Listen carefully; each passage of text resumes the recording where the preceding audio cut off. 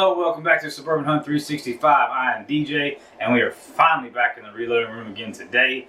For those of you that have been following along with my muzzleloader series, you know it's been a little while since I posted a video on this series, and I apologize for the wait. Life has a way of getting in the way sometimes. But I'm back, and we're getting right back to it. In the previous video, we did the consistency with the different powders that we've been using so far. White Hot came in the lead, and then followed very closely by 777 FireStars. So really curious to see how this works out. Finally got a good range day in there, so I kind of got a good idea what's going to happen. But you're going to have a mismatch of decent and pretty good shots. So, but we are going to stick with the same six that we have been doing before. We've got our 245 grain PowerBelt coppers. We've got our 295 grain PowerBelt coppers. We've got the 250 grain PowerBelt AeroLites. Excuse me, I'm covering it up. AeroLites. And then we've got the 330 grain PowerBelt ELRs. Moving away from the PowerBelts, we've got the Federal Borlock 270 grains.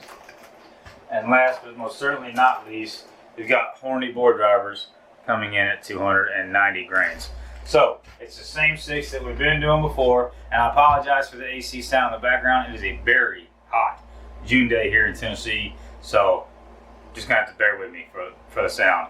But without further ado, we're gonna go ahead and we're gonna move into it with the first one being the 245 grain coppers.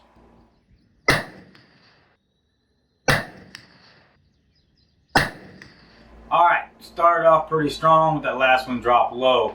Unfortunately, that brought it in at a 3 3/4 inch group.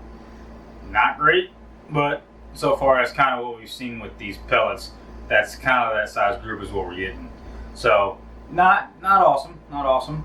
Alright, next up is the, also by PowerBelt, is the 250 grain AeroLite.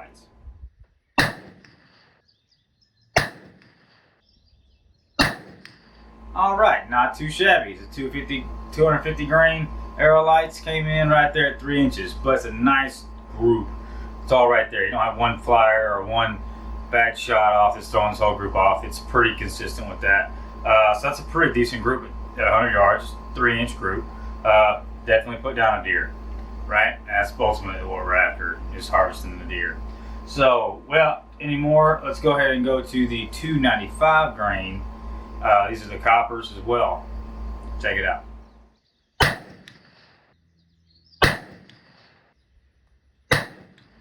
Alright, 295 grain putting on a show right there. That group came in at 3/4 of an inch at 100 yards. That's a fantastic group for a pellet. So I might have to give that one a shot, because this year I do plan on doing a little bit more hunting with the muzzleloader, because I want to either prove or debunk the PowerBelt doesn't expand thing.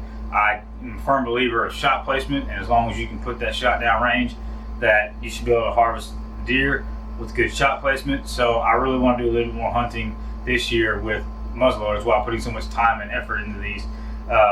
So that is definitely a mix that I plan on using, especially with the short range stuff that I hunt. Alright, so moving forward, next on our agenda is the 330 grain ELRs.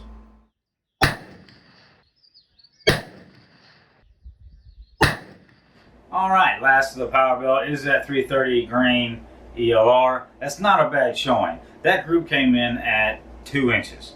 So, there again, not bad. Definitely a group big enough, or small enough rather, to harvest a deer. But is nowhere near that 3/4 of an inch group that we just had with 295 grains. So, let's keep going. This is the Federals coming in at 270 grains.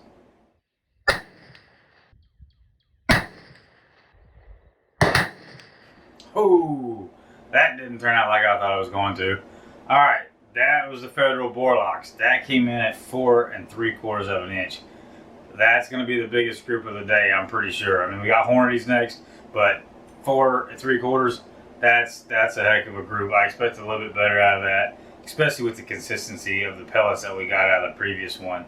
That being said, I was actually expecting more of these to be tighter. But so far, not too bad. This is the biggest group so far, and we do have a 3/4 of an inch group also. So, last but certainly not least, let's see what the Hornday board drivers at 290 grain.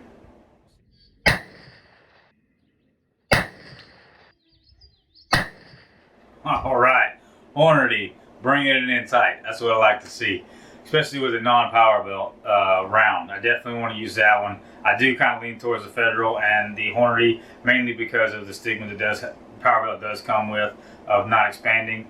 As I mentioned in previous videos, I want to do more hunting and more testing of those different ones. Hornday coming in at 1 1/4 inch.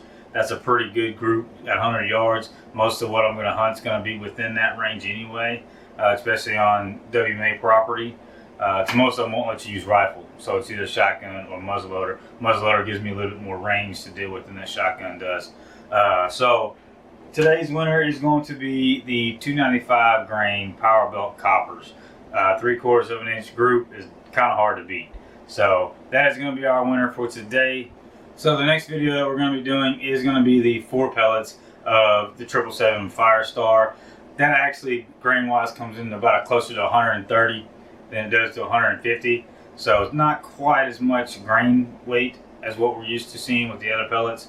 But that's where FireStar kind of stands apart. But it's 4 pellets. So we'll see how it goes. But again, I appreciate you guys. If you haven't already, hit that subscribe button. Comment down below. Tell me what you like, what you don't like, what you want to see in the future. I appreciate you guys. And until next time, I'm DJ with Suburban Hunt 365.